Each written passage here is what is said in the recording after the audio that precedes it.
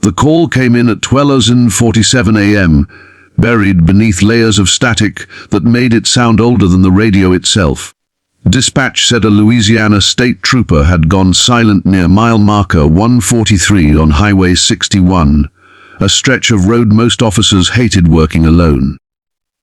The highway cut through miles of swamp where the trees leaned inward, and the water sat black and still, hiding whatever lived beneath its surface. Trooper Evan Broussard acknowledged the call, though unease had already settled into his chest. Radios failed out there. People did too. As Evan drove south, the world narrowed to the glow of his headlights and the wet ribbon of asphalt ahead. Fog rolled in low, clinging to the road like breath on cold glass. The air smelled of rotten, stagnant water. In his side mirror, red and blue lights bounced off the trees, making them appear to move, as if the swamp itself were pacing him. He told himself it was just fatigue, just another long shift, but his grip tightened on the steering wheel all the same. Mile marker 143 appeared suddenly, half swallowed by vines and mist. The cruiser sat just beyond it, angled awkwardly on the shoulder.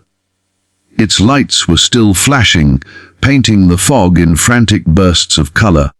The driver's door hung open. The engine was running. Evan pulled in behind it and stepped out, his boots sinking slightly into the damp ground. He called out, his voice sounding thin and small as it vanished into the trees. No answer came back. He approached the cruiser slowly. Inside, the radio hissed with a steady, nervous static. A paper coffee cup had tipped over on the dashboard, leaving a dark stain that was still wet.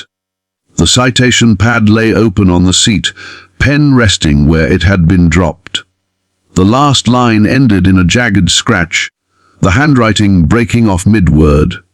Evan swallowed hard. Troopers didn't abandon scenes like this. Not without a reason. The fog thickened as he circled the vehicle. His flashlight beam cut through it in short, useless bursts, revealing nothing but trunks, moss, and shadows that refused to stay still. That was when the radio crackled. Not his, this one. The abandoned cruiser's radio spat out a voice so faint he almost missed it. "Unit 103, do you copy?" Evan froze.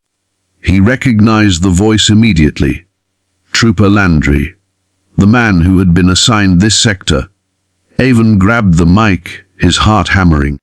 He called Landry's name, demanded his location, asked if he was injured. The reply came after a long pause, the words stretched and distorted. "Still close," the voice said. Don't let it see you." The transmission dissolved into static, followed by a low sound that made Evan's skin crawl. It might have been breathing. It might have been something else entirely. Against every instinct screaming at him to stay on the road, Evan followed the sound into the swamp. Each step off the asphalt felt like crossing a line he wouldn't be able to step back over. The ground softened under his boots, the water seeping in around the soles. He found Landry's hat floating in a patch of still water, the badge clipped neatly inside as if placed there on purpose. Nearby, the mud was scarred by deep, uneven impressions, wide and dragging, circling back toward the road. The flashlight flickered. Darkness pressed in. Evan's radio crackled again, this time alive with voices that overlapped and blurred together. Fragments of old calls, cries for help, names spoken by people long dead. His chest tightened as he realized the impressions in the mud weren't random. They formed a slow loop, a boundary. Something had been taken, and something else had been left behind to warn anyone who came looking. The cruiser's lights suddenly went dark. Silence fell so heavy it hurt his ears. Evan stood frozen, breath fogging the air, listening. Footsteps sounded behind him, wet and deliberate. stopping just close enough that he could feel warmth at his back. He turned, flashlight shaking in his hand, but the beam showed only empty fog and crooked trees. Then a voice spoke beside his ear, clear and calm. The radio call came through just after 2 a.m., slicing through the quiet of the station like a blade. It wasn't routed through dispatch, didn't carry a call sign, and didn't follow protocol. It was simply a voice, strained, urgent, and unmistakably afraid. "State Trooper, please, I need help." Trooper Marcus LeBlanc sat up straighter in his chair, every nerve firing at once. The voice sounded young, male, and close to panic. Before Marcus could respond, the transmission cut to static. Marcus tried to hail dispatch, but they had no record of the call.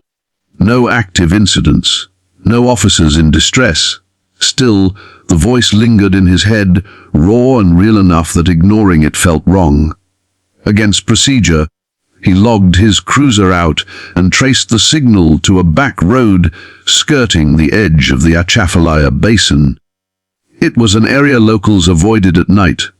Too many dead ends, too much swamp, too much history soaked into the mud.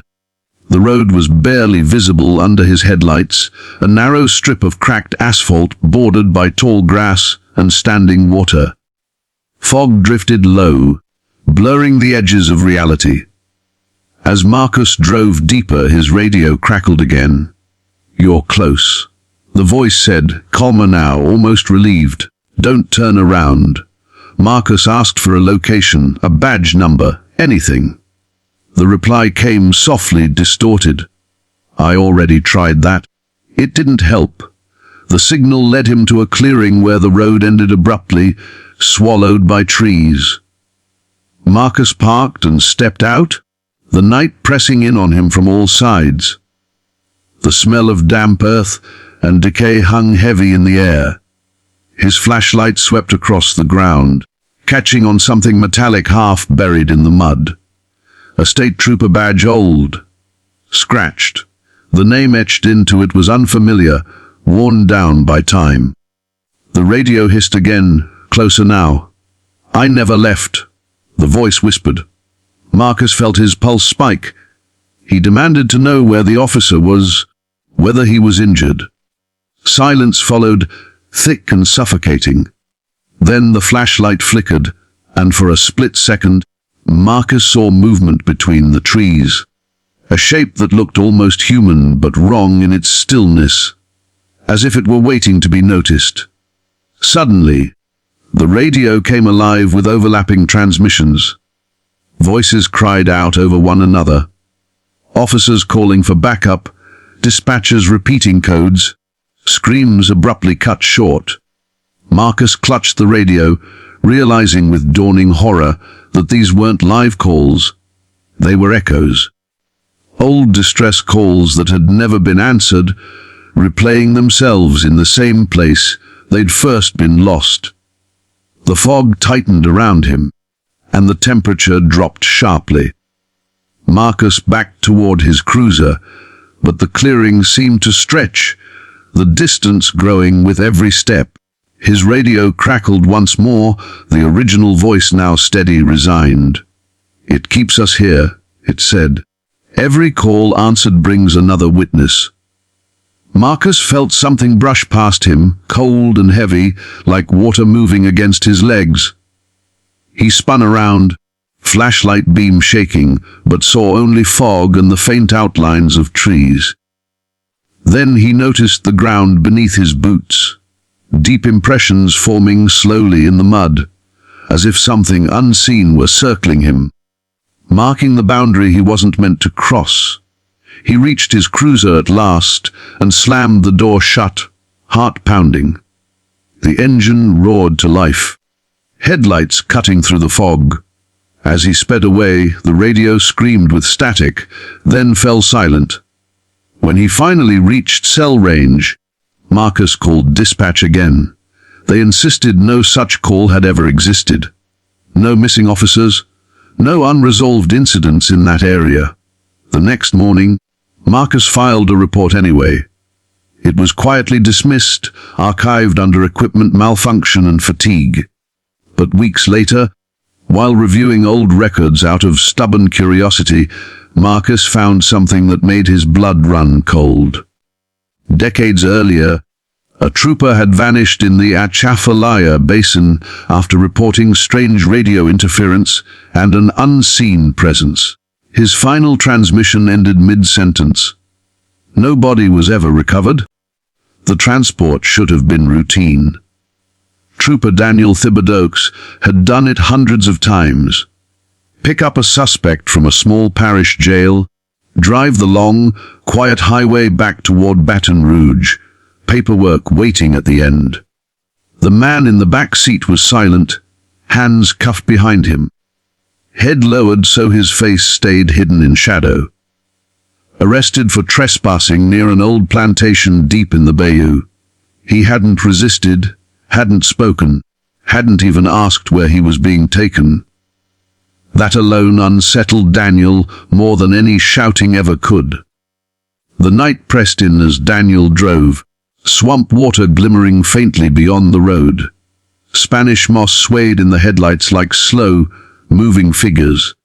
The radio played low, a country station fading in and out with the signal. Every few miles, Daniel glanced in the rearview mirror. The prisoner never moved. He sat unnaturally still, as if breathing were optional. At one point, Daniel caught his own reflection instead and felt a flash of relief he didn't fully understand.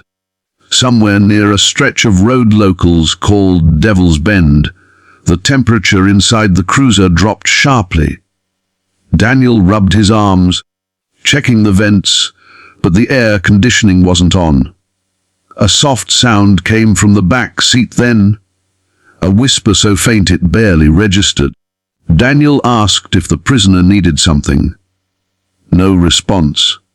When he looked again in the mirror, the man's head was raised slightly, though Daniel could still not see his eyes. The radio crackled without warning. Not dispatch, just static, followed by a brief, distorted phrase that sounded like a name. Daniel's name. He reached to adjust the volume, his pulse quickening. The whisper came again, closer this time, right behind his ear. You shouldn't have stopped there. Daniel slammed the brakes, heart pounding, and spun around with his flashlight trained on the back seat. It was empty. The handcuffs lay neatly on the seat, still locked. No broken restraints, no open doors. The cage between the front and back was intact, bolts tight, metal unmarred. Daniel stepped out into the night, shouting commands that echoed uselessly into the swamp. His boots sank into wet earth as he circled the cruiser, flashlight beams slicing through fog that hadn't been there moments before. There were no footprints, no disturbed brush. It was as if the man had never existed. Daniel called for backup, his voice shaking despite every effort to stay calm. Dispatch acknowledged, but their questions only deepened the fear knotting in his chest. They had no record of a prisoner matching the description. No trespassing arrest, no pickup logged from the parish jail.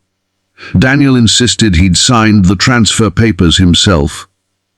Dispatch asked him to remain at the scene. While he waited, the radio began to whisper again.